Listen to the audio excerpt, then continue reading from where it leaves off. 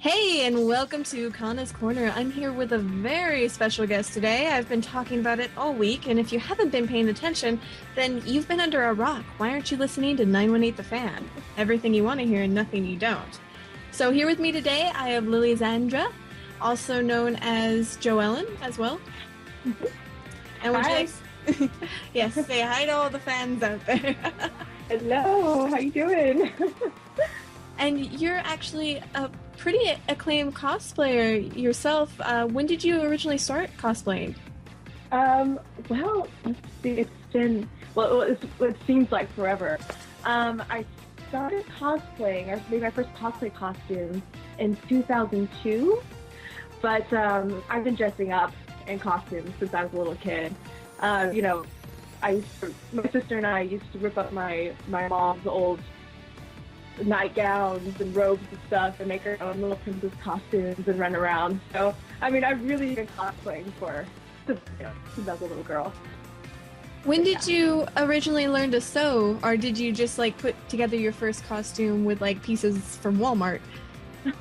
Well, let's see, in 2001, I went to an anime convention called, Acon, and that was in Dallas, Texas. And my sister and I were walking around, and we were seeing all of these cosplayers, like having so much fun and talking with each other and telling each other how they made their own costumes. And at the time when I first saw them, I was like, oh God, here's these weird people dressing up like these characters. I don't know if I want to like talk to them or anything. It kind of weirded me out.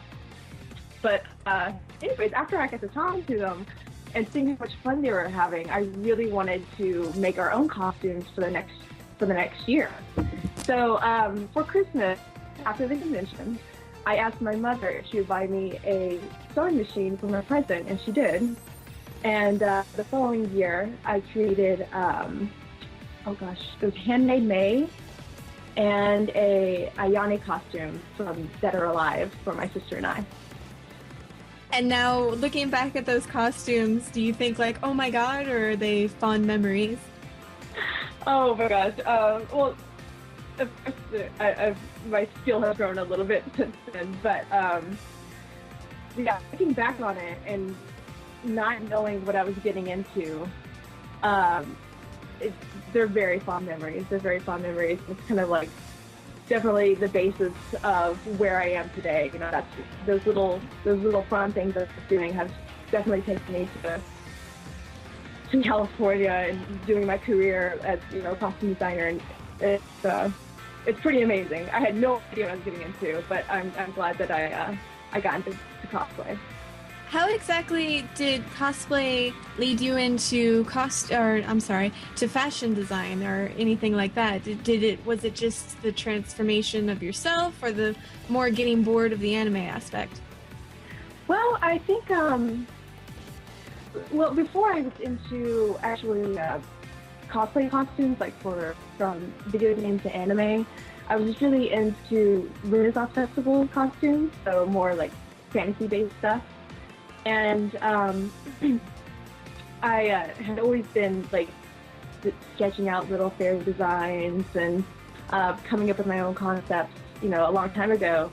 And when I started making them for myself and my sister and displaying them online, I had a lot of other people like messaging me saying, hey, it's okay if I commission you to make a costume for me. And, I take on commissions like for anime stuff, and as well as designing things, or them asking me to design, a fantasy costume for them. But I think, I think just doing my own original stuff was really the thing that people started asking more of. And because of that, I started like a commission business, and from there I met at an anime convention, totally dorky. I met my boyfriend Matt Miller, or Matthew Mercer, who was speaking, and we started dating, and eventually I moved out to California, and now I'm working in TV. I've been working on FearNet. I'm a costume designer and makeup artist for Fear News, and also the project Will Be Brawl. I do the costume makeup for that. But yeah, it's just been bigger and bigger projects since I started, which is pretty amazing. Now, you mentioned your custom and original designs.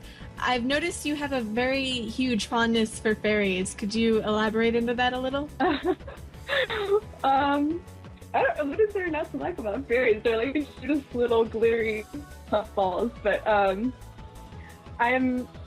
definitely a girly girl. I like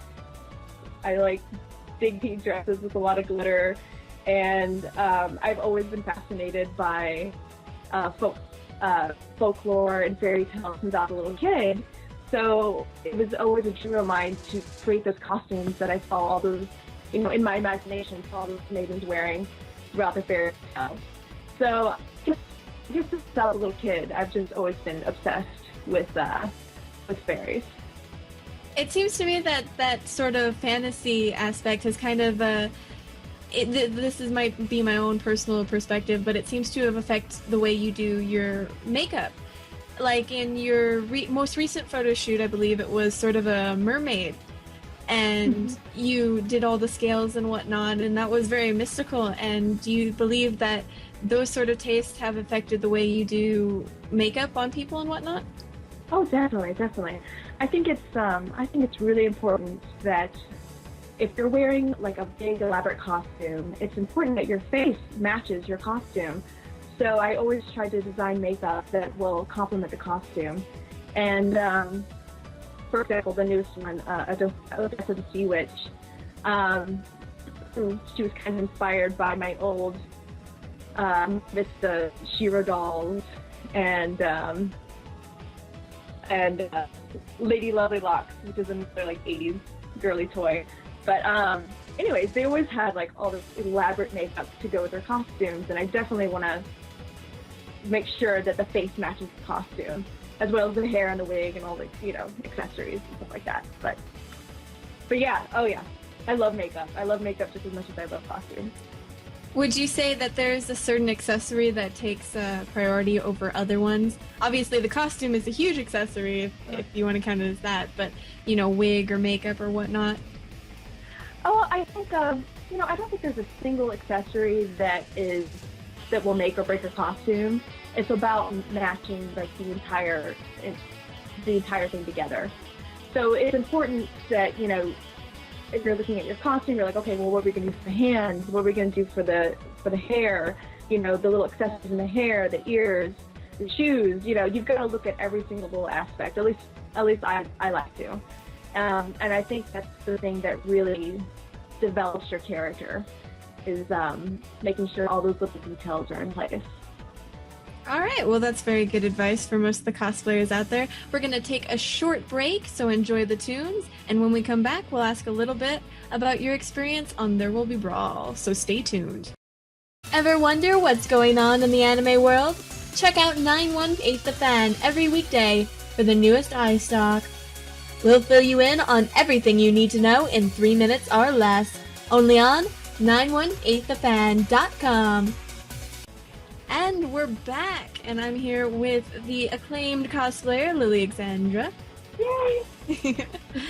And now, you recently got involved with There Will Be Brawl, which can be found on escapistmagazine.com. Can you elaborate a little bit about what that is? Well, it's a huge project, for sure. It started last year, and it started off as just like a little idea that Zach Grafton had to do, maybe 1 or 2 episodes of the story following Luigi. He's in this disastrous world where there's drugs and crime, and the drug lords rule the land, and just really messed up stuff. So anyways, I was like, oh, that'd be fun, yeah, So Matt asked me to help out with the costumes and makeup, and as well as our friend Diana Tolan. And yeah, we made the first episode and put it up online, and we got such a great response that we weren't expecting at all, that we started asking for donations to produce the next episode. And after we did that, the Escapist contacted us, said, we would like to fund your project. your project and hold it exclusively on theescape.com. So it was really exciting. It's really exciting to have some, like, first off, making something for fun and it's having or gaining so much attention that someone wants to, like, actually pick up your product and fund you to keep on creating it. It's a huge compliment. So yeah, like a year and a half later, we've made 10 episodes and the project's finally done. And it's been a crazy ride. I've made so many great friends throughout the project. It's such, like, a surreal thing to do, when I gotta go to work, I've gotta go put, like, big noses, Luigi and Mario, watch them fight in the alleyway. It's just, it's weird. But, I was actually gonna ask if you were the one who did the big noses and whatnot. Oh yeah. Yeah, it was funny. Mackie, or Luigi, calls the noses that we put on them this nose cage. Because it produces so much condensation and sweat that it's like, it's so uncomfortable for his nose. I can't breathe. Exactly. But yeah, it's funny going back and looking at the first episode and the production value against the very last episode, because throughout our journey there's so many talented people that have jumped on board and wanting to work and help us out for free, and it's amazing. I mean, personally I think it's amazing that so many talented people have come together and made something that the Nintendo fans love, and I'm really proud of it. I love it. We were surprised, actually, when we found out about everybody that was involved with the project. I've seen the first episode, and it was funny. Within our first week on 918 The Fan, we interviewed Kyle Hebert, and we had no idea he was Wario in The Will Be Brawl. Oh yeah, Kyle's so funny. So much fun to have on set. But yeah, I do the Diana and I do the prosthetic nose for Kyle, and as soon as we put him into the costume makeup, he just immediately gets into character. And he's like that. I don't know, he's just conniving and all these little twitches and everything like that. It's so much fun. But yeah, we also had a guy. Oh gosh, why is his name escaping me right now? The Sit On You guy from Tim and Eric show. Oh right. It was fun having him on set as well. We always got photos of him, like, sitting on us from the skit from Tim and Eric. But yeah, we've had a ton of talented people come in and help us out. It's been really great. Now, out of curiosity, were you swindled into being a part of There Will Be Brawl? Because I know you did the makeup and you probably agreed to that, but you also acted as Zelda. Yeah. I'm going to tell you right now, I absolutely hate being in front of the camera. I am the worst. Like, I'm the worst actress. I get so jumbled and nervous, like, when I'm in front of the camera. I'm meant to be, like, behind it. But, Matt was telling me, oh, it's just one episode, you have one line, you don't have anything to worry about. And I was like, okay, I'll do that. I can do that. So I didn't know, after we got picked up, I was going to have dialogue and big scenes later on. And it took a lot of prep work to get me ready to be in front of the camera because I get so nervous. But it was fun. It was a lot of fun. Well, I'll tell you what, you can't tell that you're nervous in there. You can tell that you're a pretty kick-butt sort of character. It was hard. It was really hard. There's a scene. It's actually the scene right before, spoilers by the way, right before I kill Link, I have this dialogue with him where he's yelling at me, calling me all these awful things. And Tony Torrego, or Link, is such an excellent actor, and working between him and Kyle, like, they were both in the same room with me, and I'm not in it at all. Like, having him yelling at me, I was almost like, oh, please don't yell at me, I'm sorry, please. Like, it was hard for me to harness, like, being that real bitch, but yeah, it was fun. Well, that's good to know that you actually enjoyed it. And do you think you'll be doing any more actress projects in the future? Do you think that might have been your only role? Hopefully that's the last one. That was enough. I was enough for that. I don't mind like doing photo shoots and stuff like that, but when it comes to actually acting, it's not for me. Why do you think that the acting gives you such a different feeling than photography, out of curiosity? I think that well, I know it's just when you're in front of when you're just taking photos, just posing and kind of looking off to the side and like positioning your body a couple different ways. Acting is a completely different game.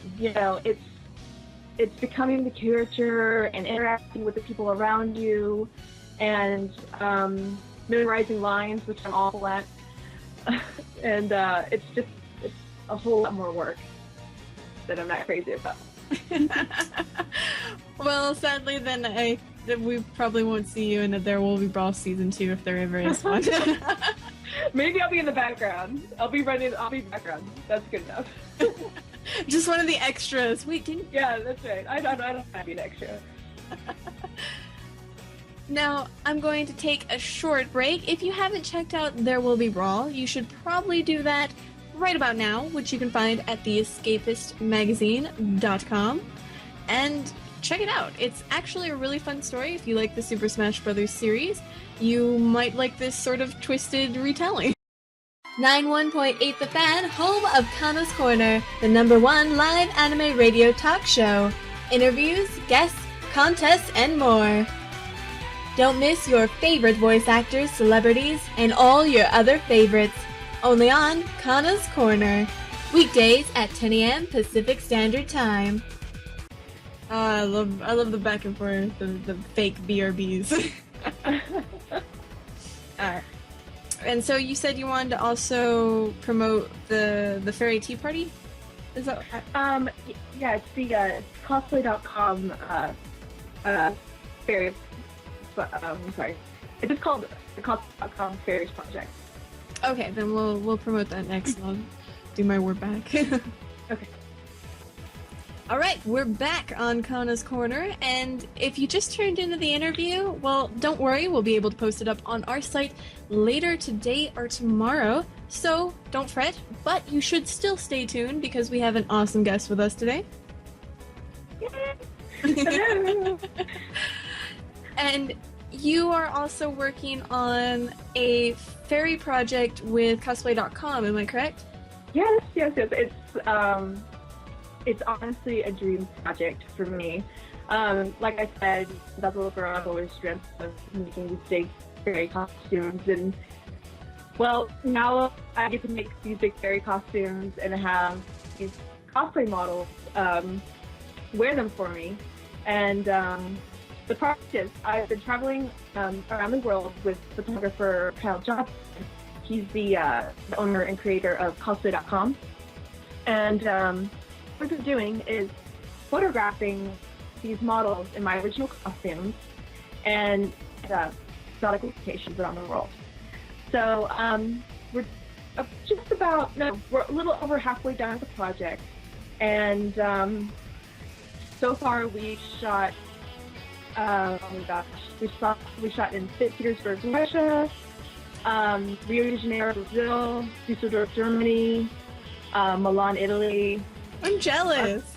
Various places around California, Florence. It's been, I can't even describe it. It's just like, it's a dream come true. We've got castles, and seeing my creations on these models and this fairy and this castle, it's just ridiculous. I have to wonder, how does somebody fund a project like that, traveling to all these different places? Thankfully, there's no way that I would be able to fund it by myself. Thankfully, Kyle has done very well for himself, and he's been able to fund the entire project. And I'm so thankful that this idea that we've had is actually coming to fruition. It's a dream come true. Thankfully, I'll be able to. I've been so anxious to show off my work, but we've been kind of trying to keep it secret. But we're going to start doing little teasers on cosplay.com in February. And what we're going to be doing is like little photo gallery and a write-up about the fairy lore of the costume in a model, and then also a write-up about the location that we shot in. So, and also links to the models that we're modeling the costume and such. But yeah, look forward to it on cosplay.com in February, and yeah, you'll get to see what I've been working on for the past year. Now, my question is, why did they choose not to make you the model and instead found models a different way? I'm gonna be one of the models for it. I haven't made my costume yet, but I don't know. It not only does it. How to describe? When I'm making a fairy costume, it's so much easier for me to look at a model and imagine it on a model and design it for her look than it is for me to make a costume for myself over and over again, if that makes any sense. So, I mean, not only that, but the opportunity to meet these cosplayers from all around the world and get to work with them is such an amazing experience as well. And I'm really proud of it. And I know all the girls that we've worked with so far. I've had a fantastic time doing it. So it's exciting. Now, I can't help but be curious, but did you have any problems with like language barriers and things like that?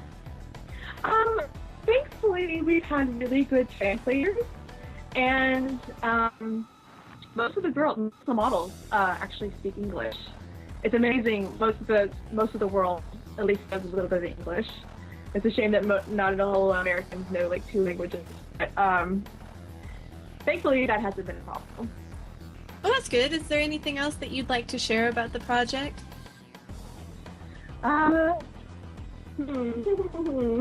No, I'm just excited about it.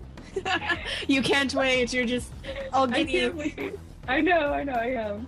It's my dream come true, and then now I get to share it with everybody, and it's really exciting. Yay. So you seem way too happy about it, but I'm just gonna ask just in case. Was there any time you had like a hectic schedule? I mean, you're traveling basically all over the world.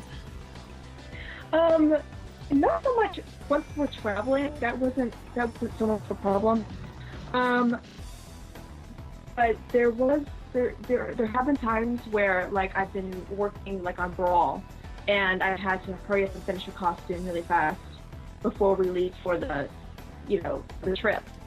So there's literally been one time where I was sewing the costume literally like right before I was packing on my bags to leave, and thankfully we got it done all on time. But yeah, there hasn't been too many problems. Knock on wood. It's only halfway done, but hopefully it'll be smooth from here on out. Well, no, that's really good to hear, and I'm sure we can't wait to hear it, or see it, I'm sorry. And it's quite an accomplishment that you're able to do, There Will Be Brawl and this sort of project as well, since I would think that, the nervousness of the acting, and then you're traveling across the world. Oh my God, 2009 was the craziest year of my life. I've never traveled so much. I've never been so busy. It's been incredibly stressful, but really exciting and worth all the sleepless nights. I wouldn't trade it for the world. Oh yeah, if you have the ambition, you go for it head on. Oh yeah. Now I'm curious, do you think after this, once you slow down with this fairy project, that you'll kind of go back to your roots a little bit and go back to conventions and things like that, or do you think there's a lot more in store for you? I think so. I really enjoy going to conventions. I'm very fortunate that people invite me to go and meet all the cosplayers in their cities, around the world, around the U.S.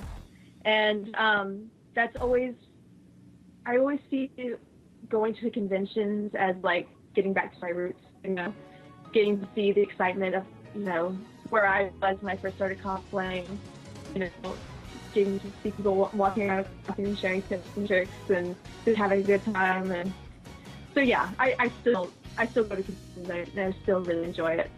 Although I don't know hopefully I'll have time sometime in the future to make the costume for myself again. I've got too many projects going on. Well, if our listeners can't actually go to a convention you're going to, do you have all your outfits on your website, correct? Yes, yeah. I've been very thankful and lucky to work with amazing photographers like Indigo of Indigoverse and Kyle Johnson of Cosplay.com and Greg DeStefano, and the list goes on. But yeah, if you go to my website, www.firefly-path.net, practically every photo I've ever taken is up on that site. Now, how can our listeners stalk you? Do you have a Twitter or Facebook or MySpace, any of those? I do. I have a Twitter. It's Lillyxandra at Twitter. And my Facebook is JoEllen at Facebook.com. And, oh gosh, you know what? I've got like every single social networking site out there. I've got DeviantArt, WordPress. This list goes on. But you know what? They're all linked. My major hub is Firefly Path. So if you're looking for any of those links, you can find them there. All right, awesome. And we'll make sure to lead all the listeners there. Remember to check back for the interview post. That way you can find all these awesome links. And there will be Brawl and all that other stuff. So keep that in mind. But first, before I let you go, we are going to ask you if you'd be willing to cooperate in a 918 The Fan tradition. Sure.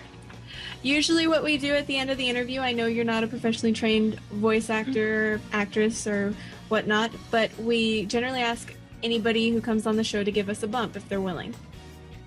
Sure, yeah, of course. All right, and basically all we want you to say is, if you want, I can type it in case it's easier to read it, but my name is, insert here, I am a cosplayer or whatever you want to self-title yourself, and you're tuned into 918 The Fan. All right. Are you ready? Yes, we are. All right. Hello, I'm JoEllen Elam, also known as Lillyxandra. I'm a costume designer and cosplayer, and you're tuned into 91.8 The Fan. Thank you very much. We really appreciate it. Thank you so much for having me on. Not at all, and thank you for being on the show. I hope that maybe you can join us again to promote your future projects. Yeah, of course. Just be cool. All right, will do. And we're going to go straight back to the music. Thanks, guys, very much.